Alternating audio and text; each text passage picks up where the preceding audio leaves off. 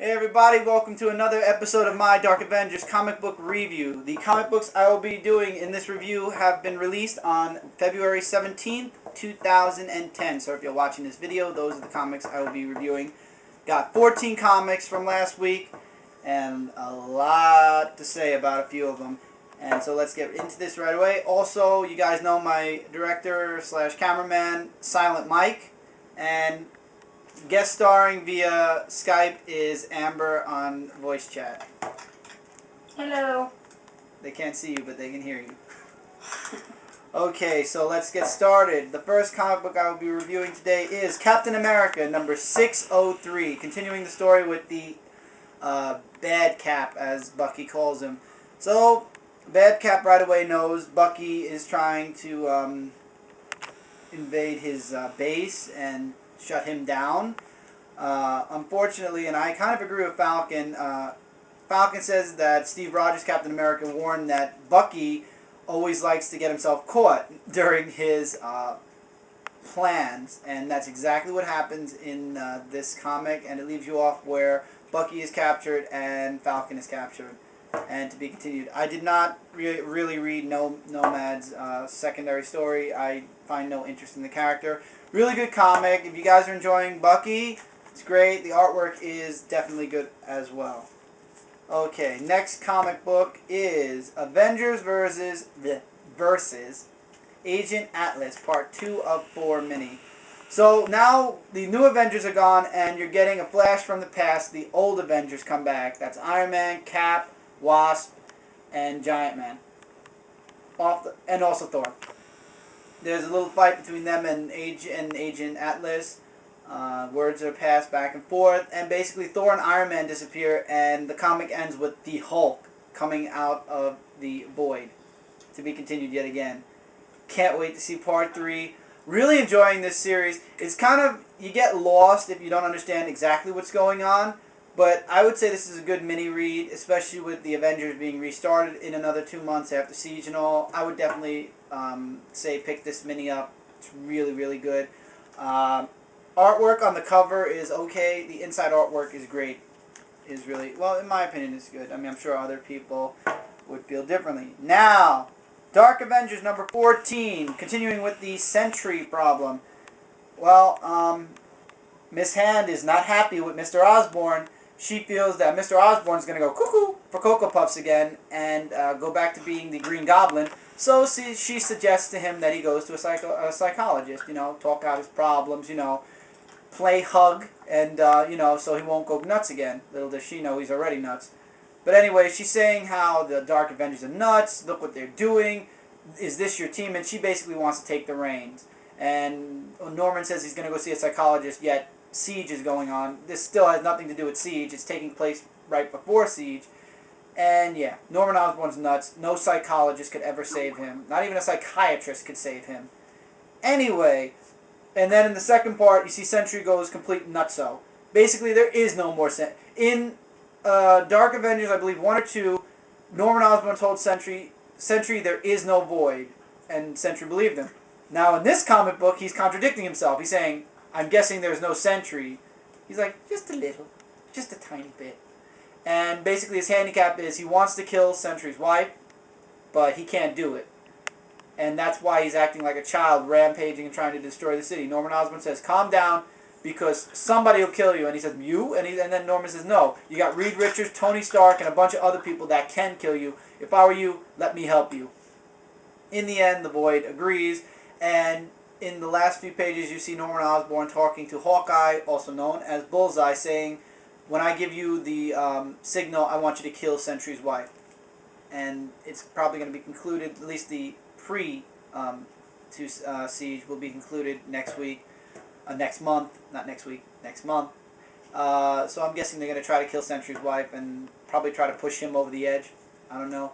It's an okay read. If you guys are interested in seeing the whole Sentry storyline, I'd say it's great.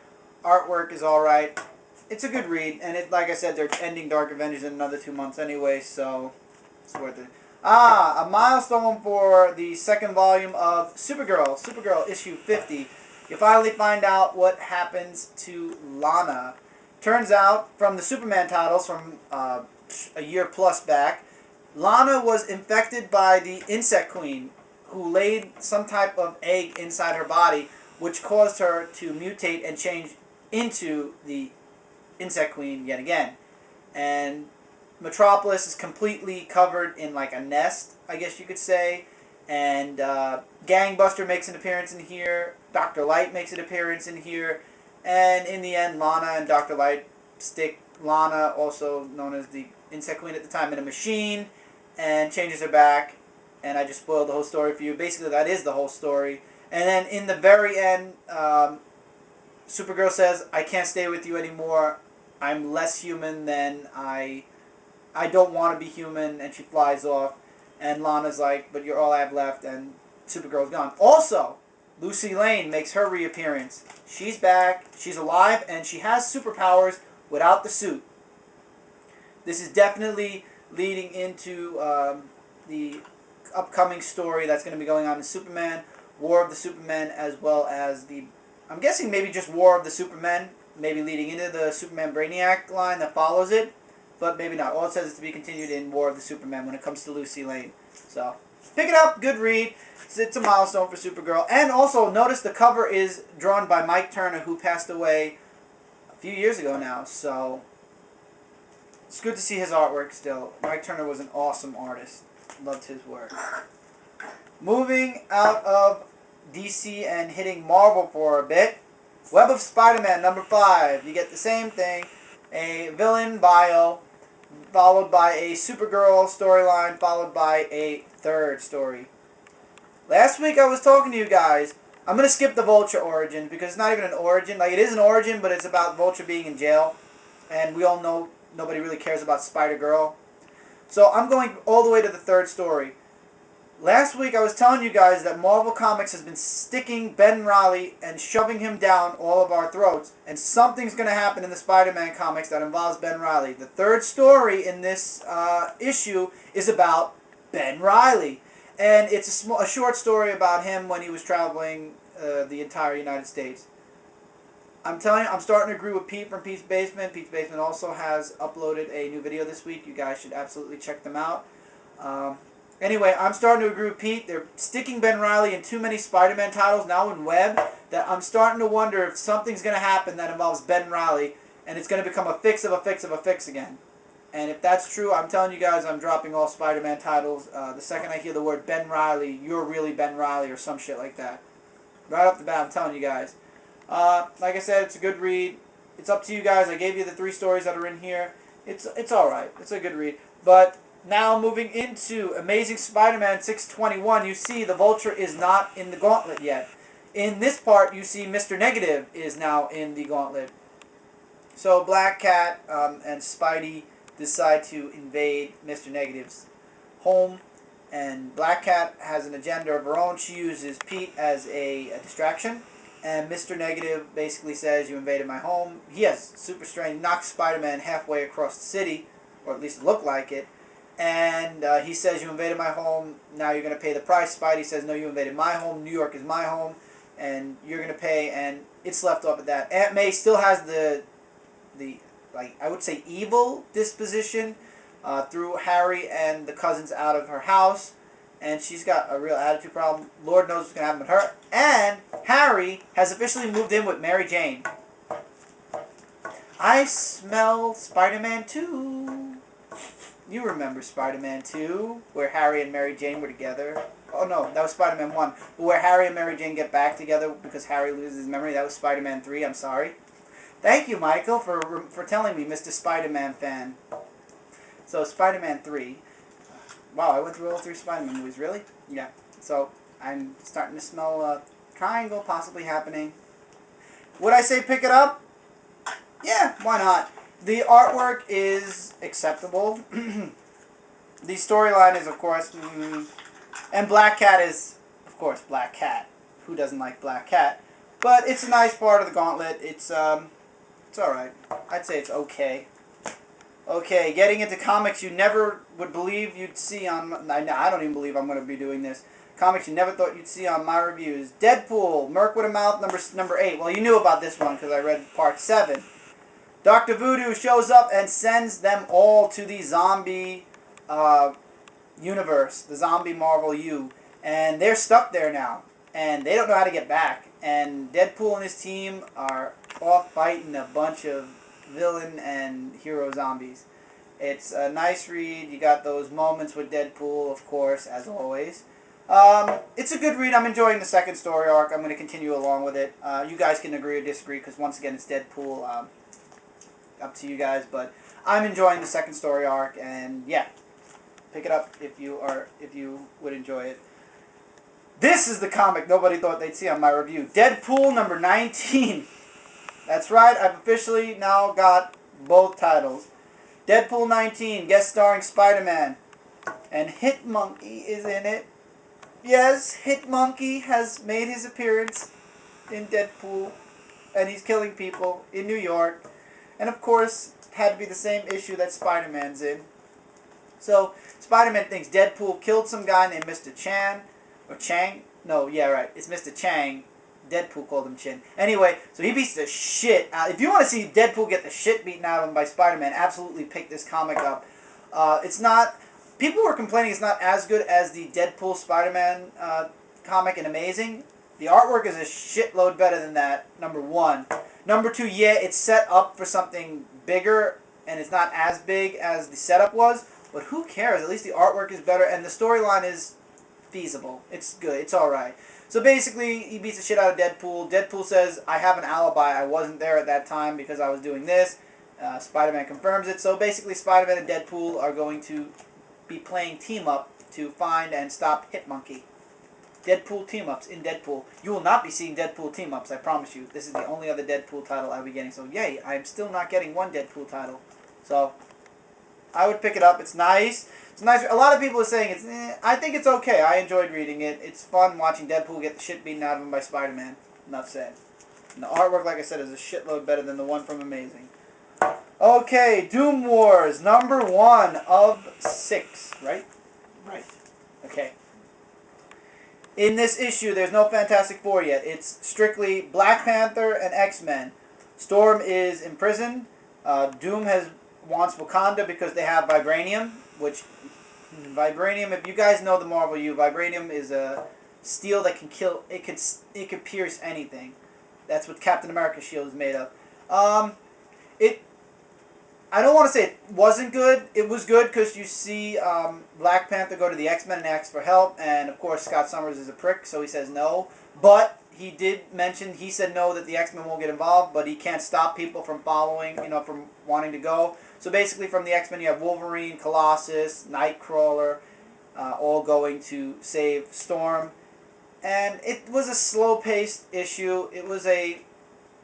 I don't want to say it was a letdown. People who are going to pick this up are going to be not interested in the other parts. I'm still interested because I know where this is going. I would say pick this up and follow it to part 2. If you're still not interested, then I'd go right ahead and stop. I think part 1, it's setting you up for the rest of the Doom Wars. It's a 6-part series, guys. If the start is slow, that means the ending is going to be epic. My opinion. If something starts off like a bat out of hell, it's just going to... Look at Siege. Siege 1 stunk. The first part stunk compared to part 2. So things could get better. I'm keeping my hopes up on that. Okay. Speaking of X-Men. Uncanny X-Men 521. Well, Magneto is definitely not meditating. He's looking for something. And that's what they leave you with. He's looking for something. So, also you got Wolverine and his group trying to find out about those nanites and trying to find the cure. And in the last panel, I am going to actually show you guys the last panel. I think I know what Magneto's looking for. For those of you who are familiar with Uncanny X-Men from before I started my reviews, he's looking for the big bullet with Kitty Pryde in it. And it's coming back. And Kitty Pryde is coming back. And that's going to be the conclusion of Nation X, I believe. So, Kitty Pryde is coming back to the Uncanny X-Men. I'm happy because I like Kitty Pryde. Absolute good read. I've been enjoying Uncanny. Like I said, with Second Coming, though, I might actually stop picking up Uncanny, at least until after Second Coming, because I can't afford to get all 6 other titles that will be conjoined with Uncanny. So, I'm enjoying it now. This story arc is very good. Okay, moving out of that to DC. That is it for Marvel, actually, I believe. Yep, that is it for Marvel. So we are sticking to a DC ending. Blackest Night, The Flash, Part 3. Okay, starting with The Flash. Flash saves Bart Allen from the Black Lantern ring. At first, Wally tries to save Bart, but he doesn't have the strength to. So with the Blue Lantern ring, Barry has the edge and saves Bart, and Bart is no longer a Black Lantern. Also, the Rogues find out that Boomerang, the son of the first Boomerang, was feeding his father people, including children as well as women. And even the Rogues say, women and children we don't kill. And they basically feed him to his father, and now both Boomerangs are Black Lanterns. You see a little bit of humanity with the Rogues, like that they have, even though they're evil, they have their limits, their rules, and things that lines they don't cross. Okay, in like total, all 3 parts, I think that out of the 3 series of side stories for Blackest Night, Flash was awesome. I hear the last parts of Wonder Woman and JSA were good, but I think the entire series of Blackest Night, The Flash, was good. I enjoyed it. I would absolutely say pick up this story arc before any other, even though in Wonder Woman, the 3rd part, you find out that Wonder Woman still has love for Superman, and in JSA, Earth Prime Superman shows up. So, up to you guys. I like the Flash one out of all 3. I didn't get the other 2, so I really honestly can't give an opinion on those 2, but yeah. Okay, Superman Batman 69, continuing the Our World at War.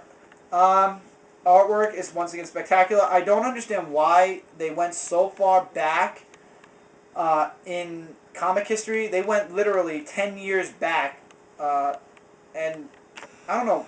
I guess Superman Batman is like stories from the past right now because Bruce Wayne isn't around and is coming back.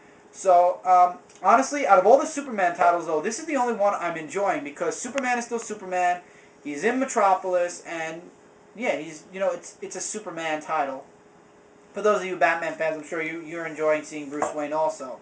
Anyway, continuing the story, Superman escapes Mr. X, the X guy, and meets up with Batman, and it turns out Batman was at a convention with the man that sent that guy, and it turns out that this guy wants to start a war up with Superman because he's Kryptonian, and apparently in the past there was a war going on between the two, and of course all the Kryptonians at the time were gone, and it was only Superman, so he basically wants to finish Superman off, and Batman has a plan. And Superman's going to follow Batman's plan instead of his own, where he's just going to go around punching things. I am enjoying Superman Batman. I know it's a old-ass story being rehashed again, but guys, you got to look at the big picture. Superman is Superman in this title, and Batman is Batman in this title. I understand the story's old, and they shouldn't go so far back, but at least it's an enjoyable story. I enjoy it. Absolutely would say pick up Superman Batman. It's the only good Superman Batman title, especially after coming back from that Blackest Night tie-in that was horrible. And that's the only tie-in I could actually say that was horrible because it involved Bizarro and Solomon Grundy. Speaking of Blackest Night, Green Lantern Corps number 45. Oh man, I'm telling you guys, Green Lantern and Green Lantern Corps and this entire Blackest Night thing is freaking off the hook. I'm enjoying this series so much. There's so many twists and turns going on. Okay, so the Green Lanterns have stopped the Black Lanterns from invading Oa, and now they are trying to get Guy Gardner out of the Red Lantern Ring's influence. So basically the whole story is about trying to snap Guy Gardner out of his Red Lantern phase. In the end, Mogo, the planet, saves Guy Gardner and sucks out 90% of the Red Lantern infection in his body, and Guy Gardner is now a Green Lantern again. Yay! So, but he says there's still Red Lantern pieces in him. He has to find a Blue Lantern to completely cleanse himself. And he goes, yeah. I hear a future story plot coming on. I have a feeling he's not going to find a Blue Lantern, and there's still going to be something going on inside him that involves Red Lanterns. But anyway, awesome title. It's been awesome since day one when it comes to Blackest Night. Basically, all the Green Lanterns are now heading towards Earth. So I'm guessing everything is now leading up to Blackest Night number 8, even though Blackest Night number 7 has yet to be released. That's next week's comic this week, but next week for my review. Absolutely, you should be picking, like I said, the 3 titles you should be picking up are Green Lantern Corps, the next comic I'll be reviewing in a few seconds, Green Lantern, and Blackest Night. If you don't want to pick up the other titles, that's fine. This is an awesome story that's going on, and I think if anybody is a fan of the DCU, you definitely want to be picking this up. I completely enjoy this. I've been completely enjoying this. And before we go into the next comic, I'm taking a short break. See, these 25-minute thing, man. Gotta love this over 10-minute thing, but at the same time, your mouth gets dry after a while. Now, I believe this is one of the 2 best comics of the week. This is being one, and Green Lantern 51 being the second. Okay, so Green Lantern is now merged with Parallax, so now he has powers from both the Green Lantern Corps and the yellow power of Parallax. I don't want to say the Sinestro Corps yellow power, because Parallax, even though he's yellow, I don't believe he is part of the yellow entity that is the Sinestro Corps. So basically, Parallax rips into Spectre and completely decimates the Black Lantern ring, because remember, he's now green and yellow. And any mix of colors creates the white light, which destroys Black Lantern ring. Spectre is now free of the Black Lantern's influence. And basically now it's all about getting Hal out of Parallax. And Spectre helps ground. He wants to take Parallax and destroy him, and claims that Carol Ferris is the anchor for Hal Jordan. So it's like a wishbone. Spectre grabs Parallax, Carol grabs Parallax and pulls him apart. Carol gets Hal Jordan, Parallax goes to the Spectre, and basically the Spectre... There is actually a very interesting part where, in the middle of all this story, the Red Lantern infects Spectre with the Red Lantern light, and he becomes a Red Lantern on this page. And basically he just pushes that Red Lantern shit out and says, "No, I am God's rage, not yours." And basically goes back to being a just the Spectre. And yeah, you get the rip apart of Hal Jordan and Parallax disappears. And now Sinestro is going to be on a mission probably after Blackest Night to find Parallax.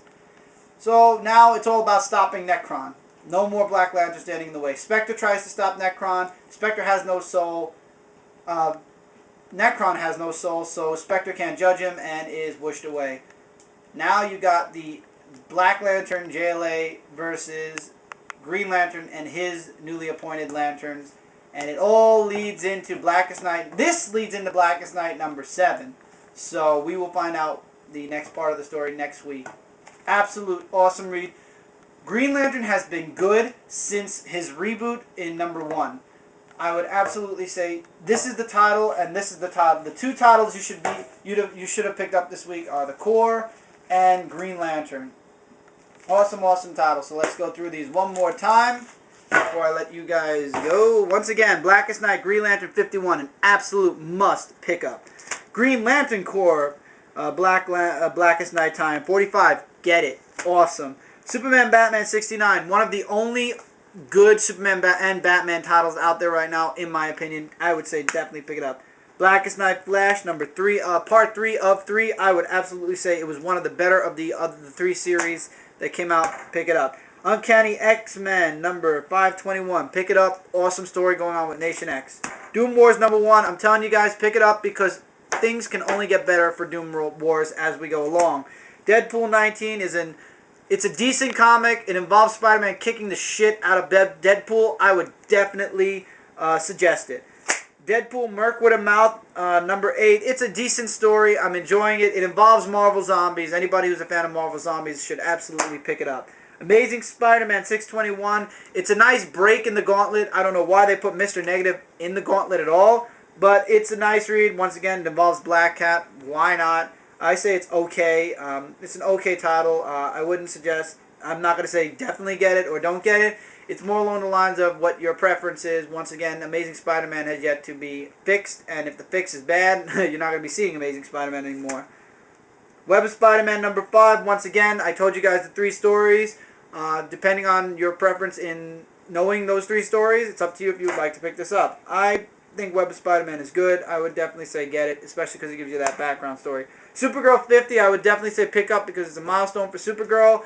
And if you're like me, a Superman fan, you're absolutely going to pick up Supergirl because she's going to be tied into the War of the Supermen, etc. And the cover's made by Mike Turner, one of our DC's greatest artists, and also he's worked in other companies. God bless Mike Turner. May he be resting in peace. Okay, Dark Avengers number 14. It's about the Sentry. If you've been collecting Dark Avengers, why not? If not, it's a skippable title if you're not interested.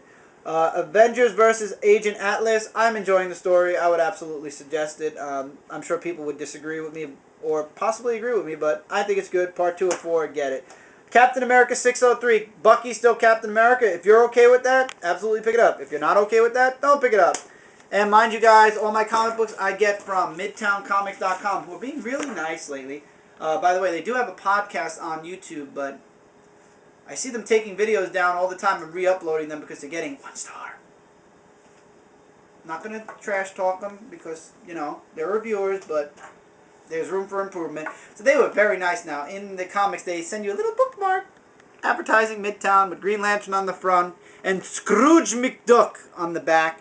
You got a picture of Midtown. It gives you the address and everything. It's nice. I don't know what I'm going to use the bookmark for.